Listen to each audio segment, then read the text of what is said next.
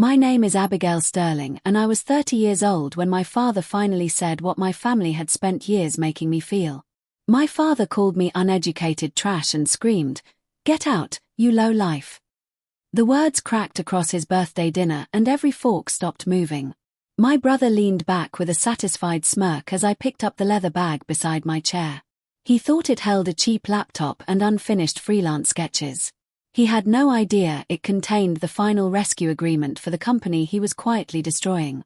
None of them knew the woman they considered worthless had built a branding technology firm, sold part of it for $20 million, and spent 6 months anonymously arranging the funding that could keep their business alive. I looked at my mother, but she lowered her eyes.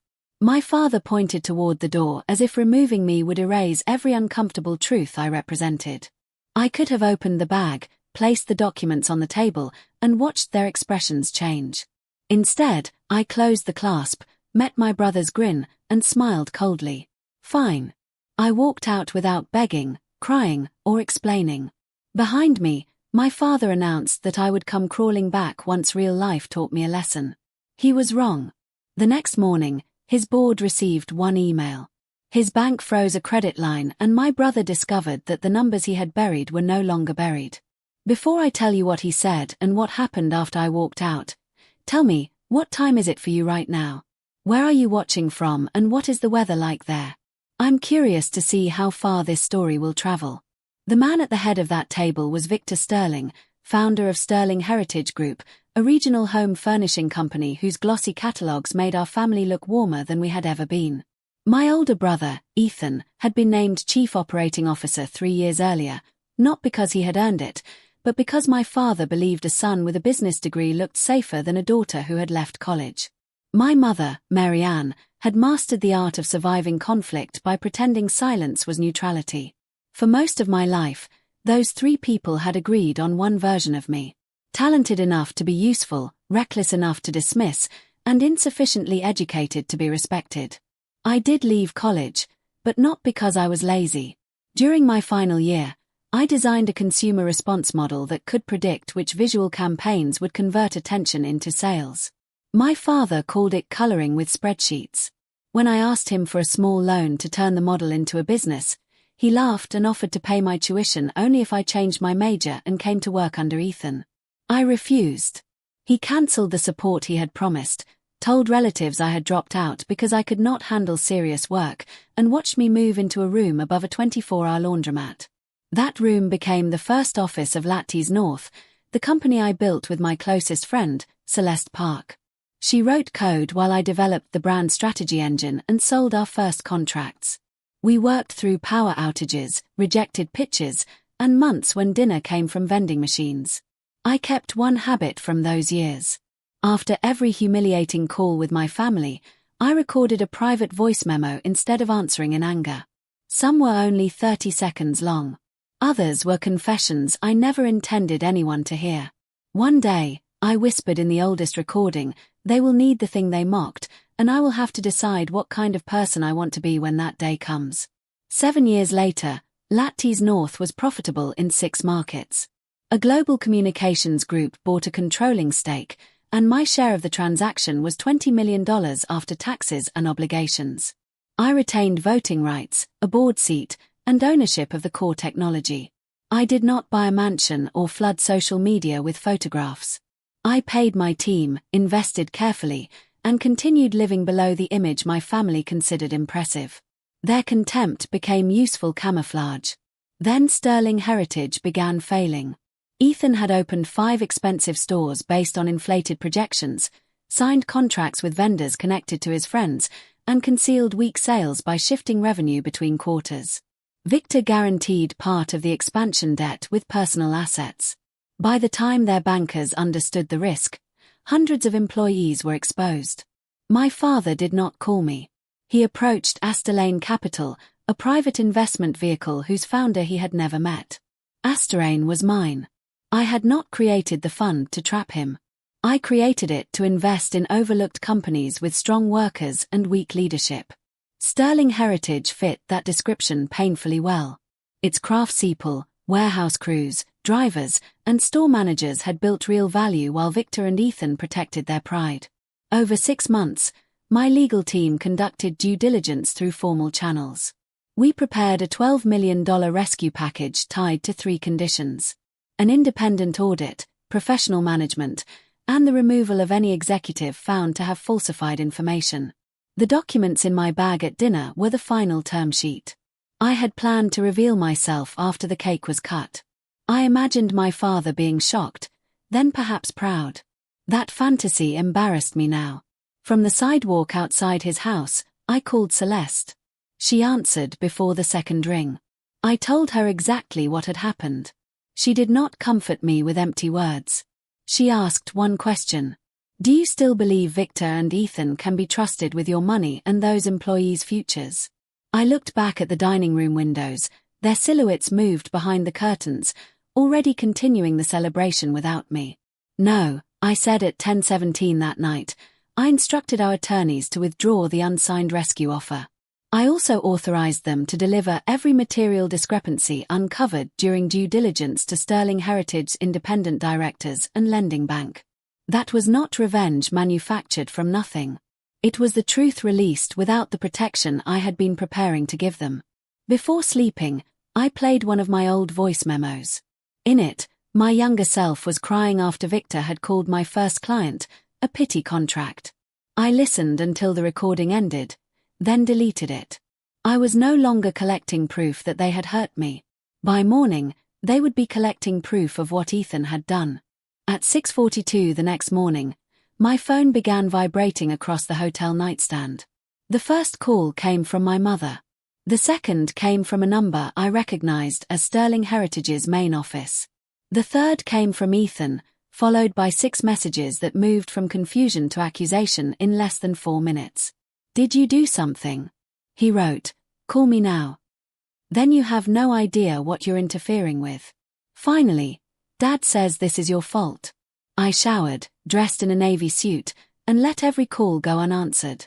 At 8 o'clock, Astor Lane's counsel sent formal notice that we were withdrawing our proposed investment because material representations made during due diligence could not be verified.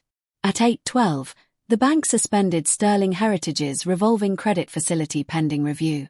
At 8:30, the independent directors called an emergency meeting.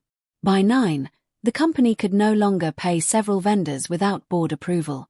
Celeste met me outside Sterling Heritage headquarters with our attorney, Priya Shah, and 2 forensic accountants. The building had always intimidated me when I was younger. Victor's name was carved into a stone wall in the lobby, and a portrait of him hung above the reception desk. That morning, I noticed the people beneath the portrait, employees whispering over their phones, assistants carrying folders between offices, a receptionist trying not to cry. Their fear reminded me why I could not treat this like a private family argument. If I acted recklessly, people who had never insulted me would pay the highest price. The boardroom fell silent when I entered. Victor sat at one end of the table, his face rigid with outrage. Ethan stood behind him with both hands planted on a chair. My mother was not a director, but she had come anyway and remained near the wall. None of them had expected me. They expected a representative from Astor Lane. Victor's eyes narrowed. This is a board meeting. I know, I said. I am the managing member of Astor Lane Capital.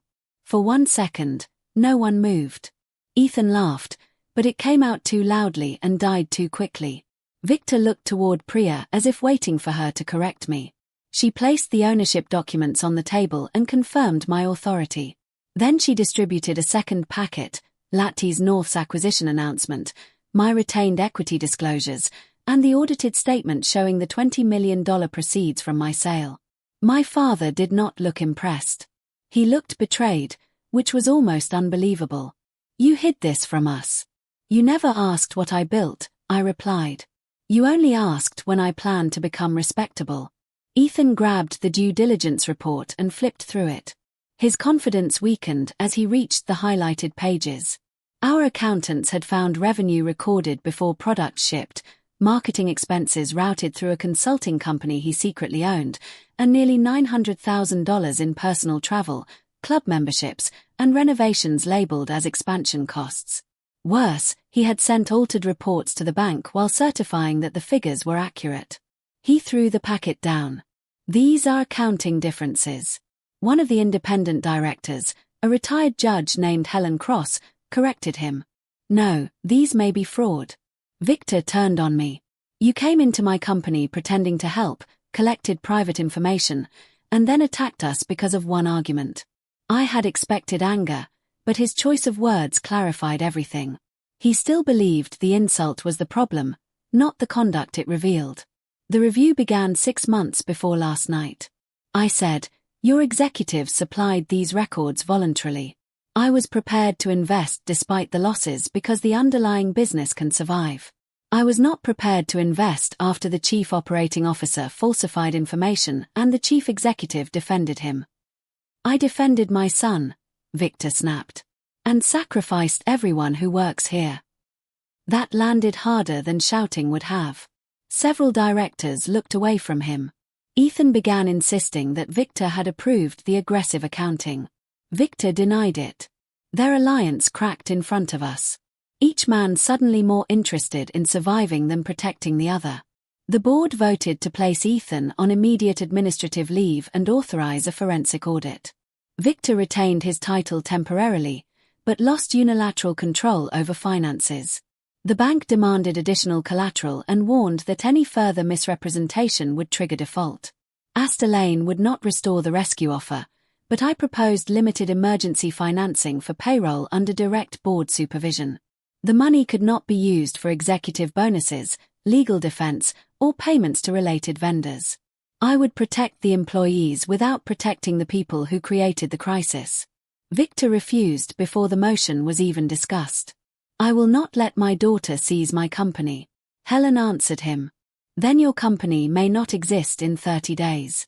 The emergency payroll facility passed without his support.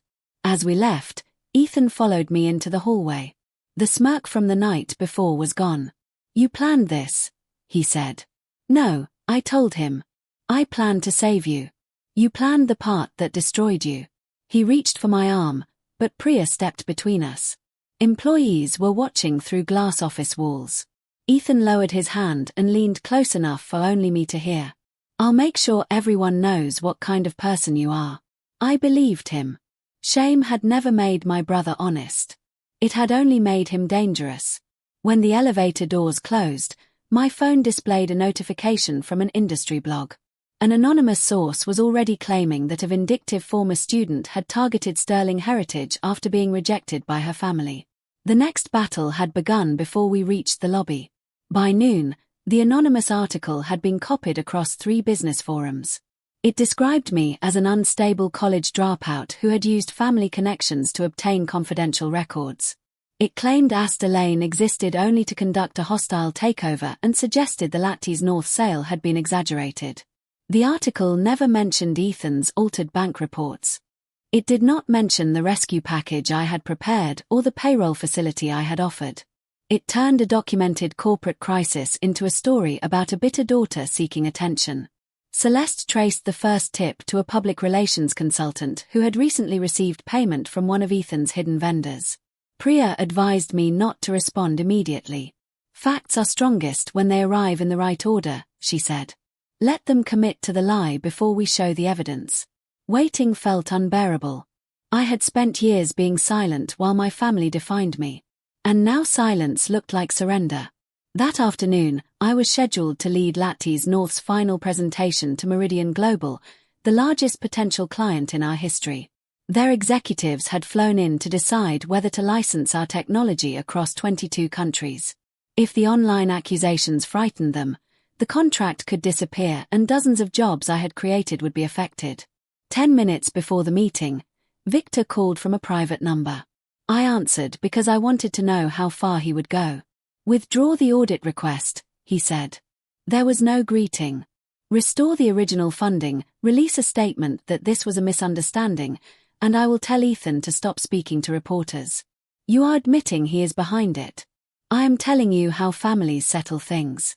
No, I said, you are telling me how you trained everyone to protect him. His voice hardened.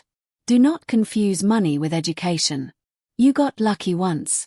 People like you lose everything when serious professionals start asking questions. The sentence was almost identical to one he had left on my voicemail years earlier after away.This North lost its first major pitch. For a moment, I was back above the laundromat, sitting on the floor because I did not own a chair, wondering whether he was right. My hand began to shake. Then I looked through the conference room glass at my team. Celeste was checking the demonstration. Engineers who had worked beside me for years were taking their seats. They did not believe in me because of a diploma, a family name, or a lucky transaction. They believed in results they had helped produce. I am done negotiating against your contempt. I told Victor, speak through counsel. I ended the call, saved the recording, and walked into the presentation. Meridian's chief strategy officer asked about the article before I reached the second slide. Every face turned toward me. The old version of me would have over-explained, apologized for the distraction, and tried to prove that I was not angry. Instead, I gave them a concise answer. I acknowledged my relationship to Sterling Heritage, disclosed Asta Lane's role, explained that an independent audit was underway, and offered Meridian's lawyers access to any records relevant to away.This North's ownership or finances. Then I returned to the product. For 2 hours, my team demonstrated how our model had improved campaign performance without exploiting private consumer data. I answered technical questions, challenged an unrealistic deployment timeline, and admitted one limitation instead of hiding it. Transparency did what defensiveness never could. Meridian signed a letter of intent worth $14 million over 3 years, contingent on routine compliance review. That evening, away.This North issued a public statement supported by audited financial records. We confirmed the $20 million transaction without revealing unnecessary personal details. Asta Lane separately released the dates of the Sterling Heritage Review, proving it had begun long before the birthday dinner. The independent directors announced Ethan's suspension and the discovery of material irregularities. We did not call him a criminal. We did not need to. The documents spoke clearly. The reaction reversed within hours. Reporters who had repeated the first story began asking who had supplied it. Former Sterling employees contacted the audit team with information about fake vendors and retaliatory firings. One store manager provided emails showing that Ethan had ordered staff to delay recording customer returns until the following quarter. A former assistant described how Victor dismissed her concerns because questioning Ethan was disloyal. My mother called late that night. Marian sounded exhausted. She said Victor had barely slept and Ethan was blaming everyone. Then she asked whether I could lower the temperature before the company's annual shareholder meeting. Did you ask them to stop when they called me trash? I asked. She was quiet. That silence is the answer, I said. You were not powerless, Mom. You chose the side that required the least courage. She began to cry, but I did not rush to comfort her. Compassion did not require me to erase accountability. I told her she could still tell the truth to the auditors. Whether she did so would determine what relationship, if any, we had afterward. Before bed, I opened another old voice memo. In it, I was 24 and promising myself that success would make Victor apologize. I deleted that recording, too. Success had not changed him. Consequences might. The annual shareholder meeting took place 9 days later in a downtown hotel ballroom. Under normal circumstances, it was a ceremonial event where Victor delivered polished remarks. Ethan displayed optimistic charts and longtime investors approved whatever management recommended. This year, security checked every badge twice. Reporters waited outside. Employees filled the back rows because rumors of store closures had spread faster than the board could answer them. I attended as Asta Lane's managing member and temporary payroll lender. I wore the same navy suit I had worn to the emergency meeting. The leather bag was with me again, but this time nobody mistook it for the baggage of a failed daughter. Victor opened the meeting by blaming temporary market pressure and outside interference. He spoke for 15 minutes without naming Ethan's suspension or the frozen credit line. Then, against his lawyer's advice, he pointed toward me. My daughter has chosen to exploit a family disagreement for financial gain. He announced, she has no degree, no experience running a company like ours, and no understanding of what generations of disciplined leadership require. A murmur moved through the room. Celeste glanced at me, but I remained seated. Victor thought he was restoring the old hierarchy. Father above daughter, graduate above dropout, founder above outsider. He did not understand that authority disappears when the evidence stops supporting it. Helen Cross interrupted. As lead independent director, she formally moved to replace Victor as chair for the remainder of the meeting. The motion passed by a clear majority. His microphone was muted. For the first time in his professional life, my father had to sit down because other people decided he no longer controlled the room. Helen invited the forensic accountants to present their preliminary findings. The numbers were worse than our original review suggested. Ethan's consulting company had received $1.7 million through layered vendor payments. He had used corporate funds for a luxury apartment, private travel, and renovations to a property registered in his name. He had also created side letters promising discounts to distributors, then excluded those obligations from internal forecasts. The inflated figures helped trigger performance bonuses for both him and Victor. Ethan stood and shouted that the payments had been approved. Victor shouted back that his signature had been placed on documents he had not fully reviewed. Watching them accuse each other was not joyful. It was colder than joy. It was the end of a lie that had been maintained at everyone else's expense. The accountants then displayed an email Victor had sent after the finance director raised concerns. Ethan understands the future of this company. It read, "Stop creating obstacles and adjust the report."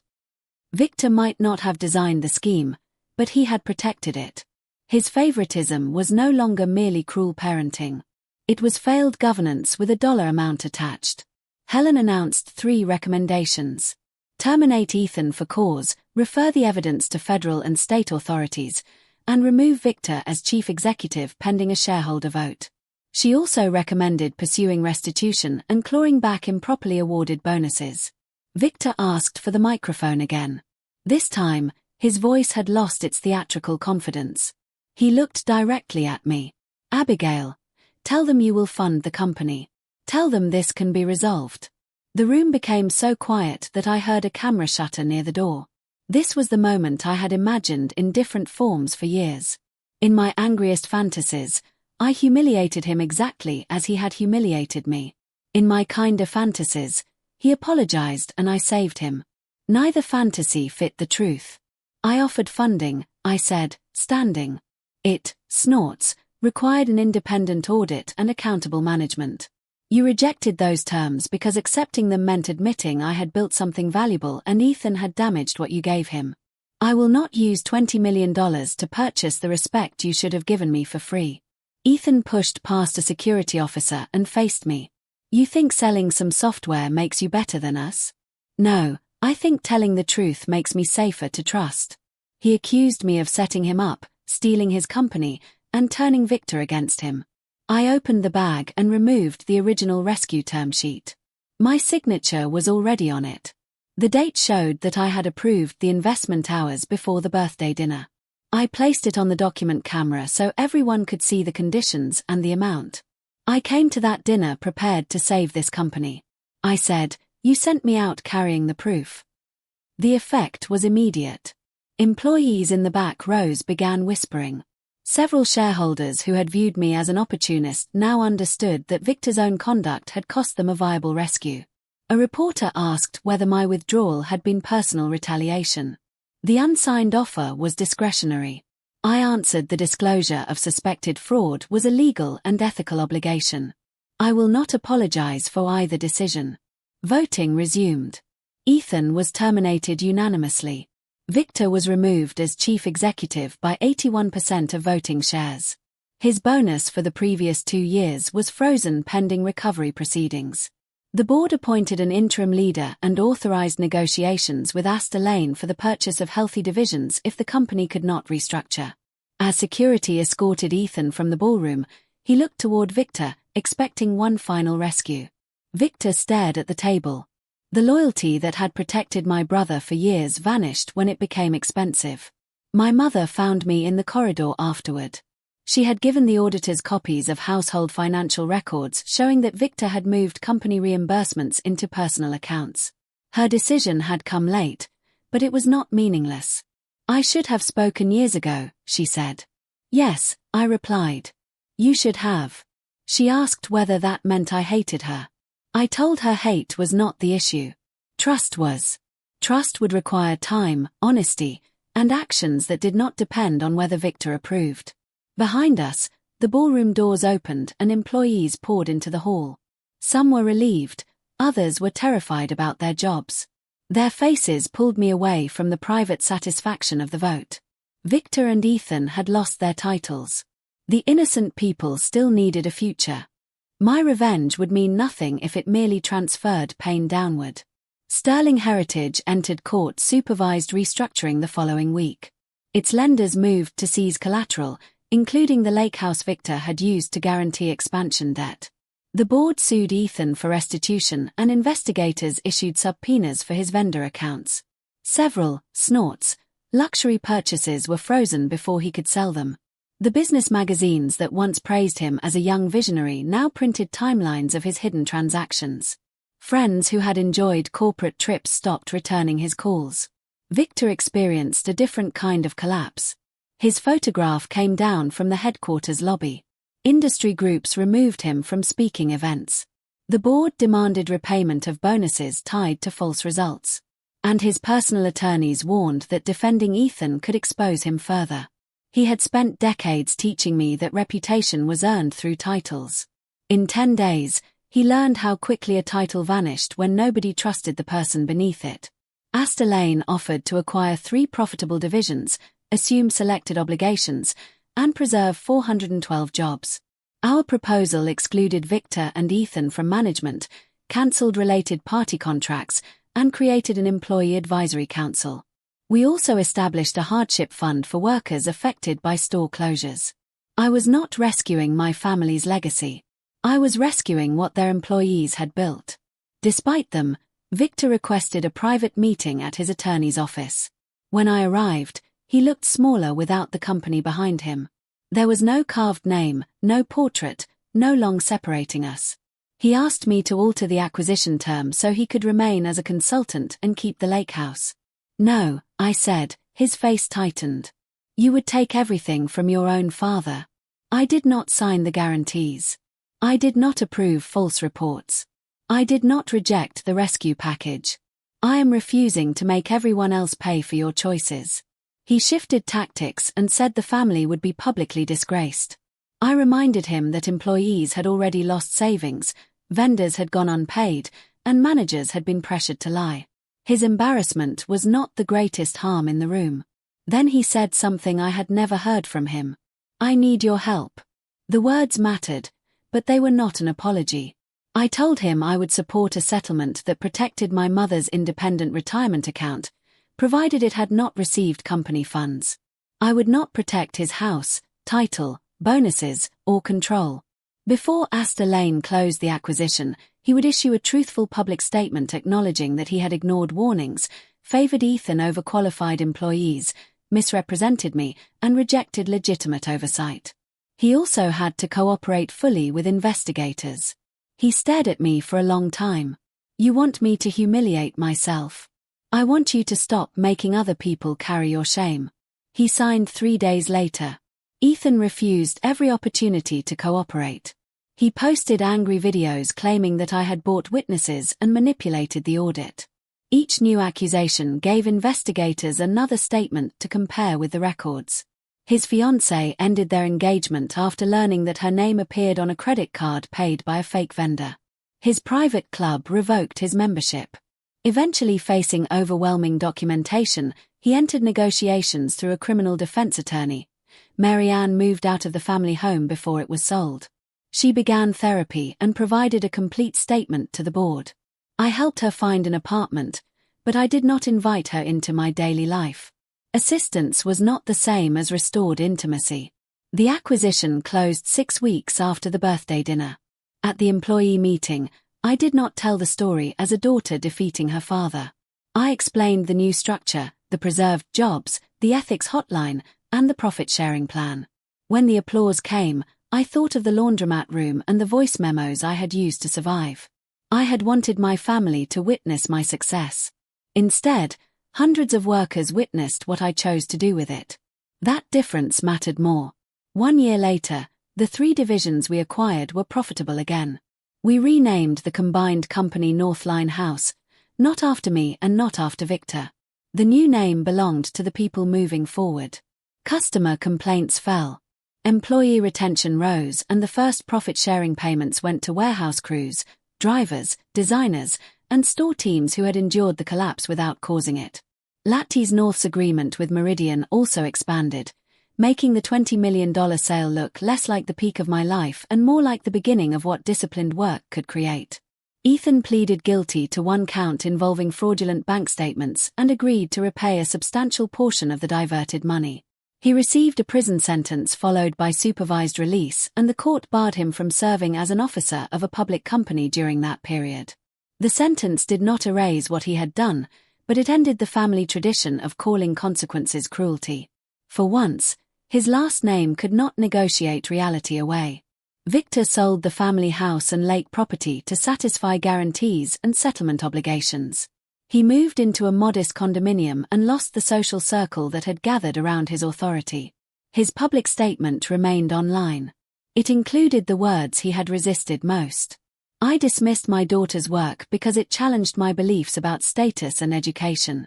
I protected my son when I should have protected the company and its employees. I did not write those sentences for him.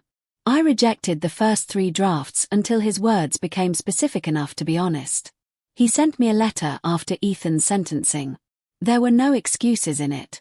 He admitted that calling me uneducated trash had not been a momentary loss of temper. It had been the clearest expression of a hierarchy he had enforced for years. He said he understood that an apology did not create access to my life. I read the letter twice and placed it in a drawer. I did not rush to forgive him, and I did not burn it. Some wounds do not require permanent hatred, but they do require permanent memory. Months later, I agreed to meet him in a public cafe for 30 minutes. He did not ask for money or a position. He asked about my work and listened to the entire answer. That was the first honest conversation we had ever had. It was not reconciliation. It was evidence that change might be possible if he continued without reward. My relationship with Marianne moved slowly. She kept attending therapy, volunteered with the Employee Hardship Fund, and stopped asking me to make peace for the family's comfort. Celeste remained the person who could challenge me without diminishing me.